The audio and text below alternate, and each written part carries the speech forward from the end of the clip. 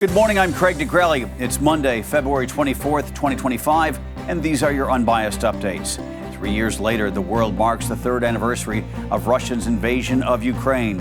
What to expect at the United Nations today, and what happens next when it comes to the three leaders, Putin, Zelensky, and Trump, as talks continue to end the war.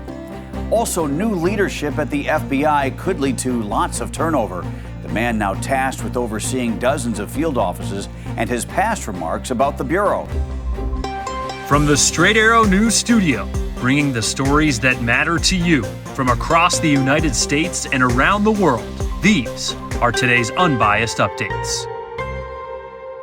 This morning, leaders from across Europe and Canada are in Ukraine to mark 3 years of the country's war with Russia, as the Trump administration pushes for the United Nations to back its third anniversary draft resolution, rather than one crafted by Kyiv and backed by Europe. Various news outlets are reporting the United States is pushing for Ukraine to withdraw its resolution, but Ukraine has refused.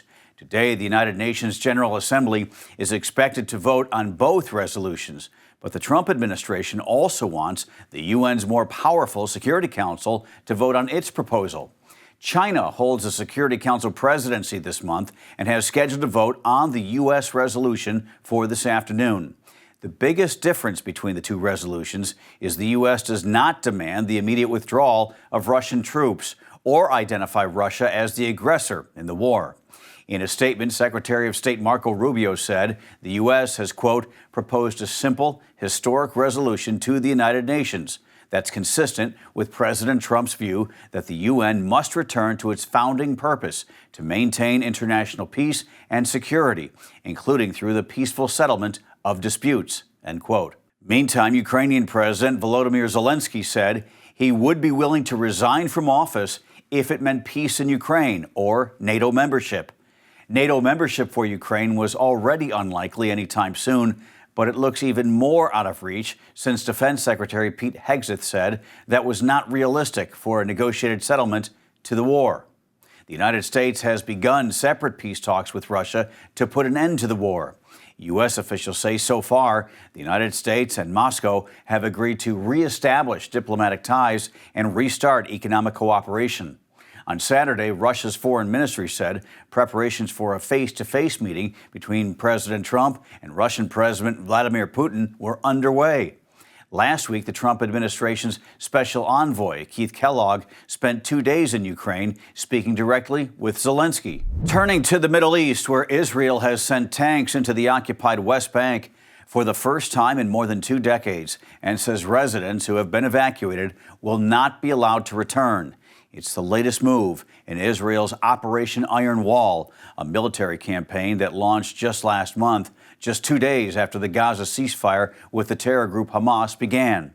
Israel's defense minister says he ordered the military to prepare for a prolonged presence in Palestinian refugee camps in the West Bank for the coming year, and to prevent the return of residents and the resurgence of terrorism.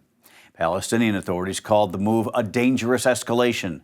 The new military movement comes as the ceasefire between Israel and Hamas gets more tenuous by the day. Over the weekend, Israel was set to release more than 600 Palestinian prisoners in exchange for 6 Israelis taken hostage when Hamas attacked Israel on October 7, 2023, but it did not follow through. Israeli Prime Minister Benjamin Netanyahu said their release would be delayed until the release of the next hostages has been assured, and without the humiliating ceremonies. A senior Hamas leader has said the militant group will not take part in any negotiations to extend the ceasefire until all the prisoners who were supposed to be released Saturday have been returned.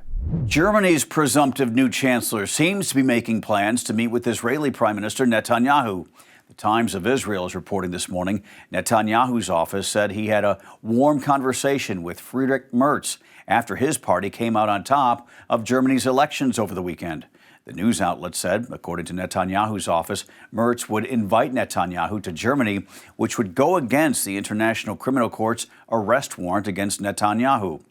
In the hours after apparently winning the election, Merz also said Europe must seek to achieve independence from the United States. The key issues of the election were the stagnation of Europe's biggest economy and pressure to curb migration in Germany.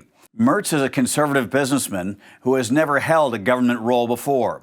Now he's set to lead Europe's biggest economy and most populous state after his center-right Christian Democratic Union and its sister party won about 29% of the vote, according to preliminary results.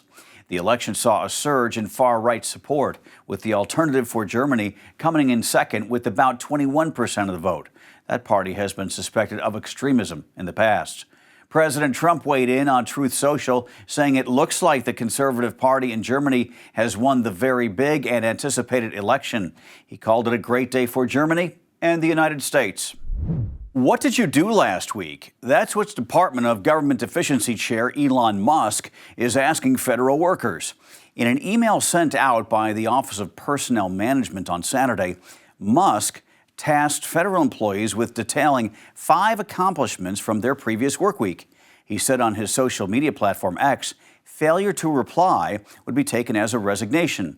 That seems to be at odds with previous guidance from the Office of Personnel Management, which said responses to such emails were voluntary. Leaders of the Pentagon, FBI, State Department, Department of Homeland Security, and Department of Energy all instructed their staff not to reply to the email. Some said managers would handle it, while others told workers to wait until today.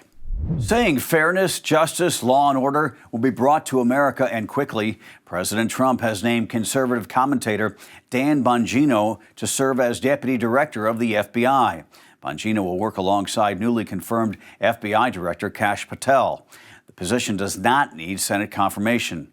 Bongino, who hosts his own podcast, is a former Secret Service agent and New York police officer and former Fox News host. Bongino has called for mass firings at the FBI. The FBI Deputy Director often runs bureau operations and oversees special agents that lead the 55 field offices across the country. A memo obtained by NBC News indicates the FBI Agents Association was hoping for a deputy director who was part of the Bureau, as has been a long-standing tradition, one with, quote, operational expertise and experience, as well as the trust of our special agent population, end quote. Bongino is a Trump loyalist who was highly critical of the 2022 raid on President Trump's Mar-a-Lago resort, which resulted in the classified documents case. He called it an abomination and said management at the Department of Justice, as well as the FBI, should be immediately terminated. Finally this morning, baseball great Alex Rodriguez is now in the broadcast booth, but his athletic abilities are still sharp, even on a basketball court. A-Rod showed off his skill on the hardwood Sunday, sinking a half-court shot, winning $10,000 for a Bucknell University student. The 14-time All-Star, who was at the school to talk about his company Jump Platforms, took the shot during halftime of Bucknell's basketball game against Army, which, by the way, the Bison won 84-53. Now, the student that he won that $10,000 for, the young man's name is Owen. What a fine gentleman. He said he's going to take the money, give it to his parents, and help pay for his own tuition at Bucknell. And I can tell you, Bucknell is not cheap. A little bit of March Madness a couple weeks in advance. Those are your unbiased updates for this Monday. We'll see you back here tomorrow. For all of us here at Straight Arrow News, I'm Craig DeGrelli. Have a great day.